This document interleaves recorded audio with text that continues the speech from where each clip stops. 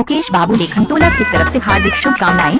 अगर आप भी चाहते हैं कि अपने नाम के गाना मिक्स करवाए तो कॉल करें मोबाइल नंबर 73 19 65 99 83।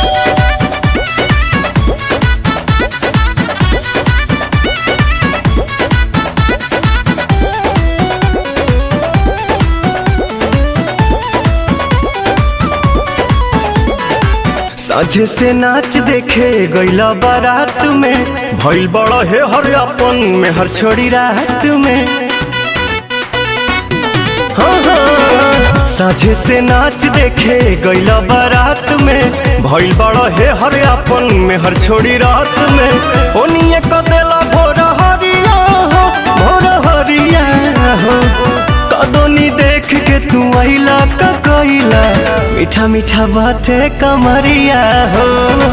कदोनी देख के तू आइला का कइला, मीठा मीठा बाते कमरिया हो।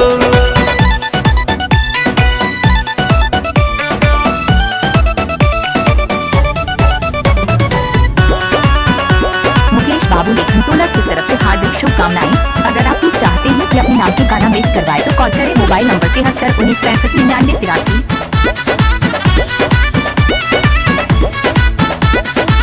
बालो न होश में मातल तू जोश में, लागे न दे ये राजा जी मुआइए दे बाका कि कम जहुआइए दे बाका, कि कम जहुआइए दे बाका।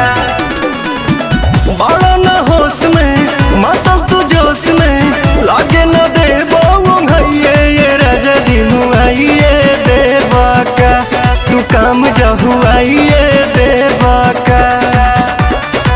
जल्दी तक खुलती ना के बड़िया हो, के बड़िया हो। कदोनी देख के तू आइला का कइला, मीठा मीठा बाते कमरिया हो। कदोनी देख के तू आइला का कइला, मीठा मीठा बाते कमरिया हो, कमरिया हो, कमरिया हो। मुकेश बाबू लेखनटोला की तरफ से हार्दिक शुभकामनाएं। अगर आप भी चाहते हैं कि अपने नाम के गाना मिक्स करवाए तो कॉल करें मोबाइल नंबर 73 19 65 99 83। रोजे अयाज में अंतर मिजाज में, धैलो न दम तनिका सा ये पवन कवन आशा चढ़ल बा, कि काहे तोहर मन बढ़ल बा, कि काहे तोहर मन बढ़ल बा।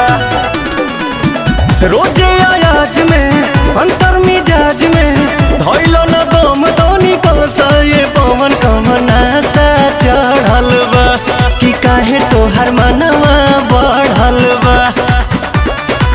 अरुण बिहारी नसल सड़िया हो, हरे सड़िया हो। कदोनी देख के तू आइला का कइला, मीठा मीठा बाते कमरिया मुकेश बाबू लेखनटोला की तरफ से हार्दिक शुभकामनाएं। अगर आप भी चाहते हैं कि अपने नाम के गाना मिक्स करवाए तो कॉल करें मोबाइल नंबर 73 19 65 99 83।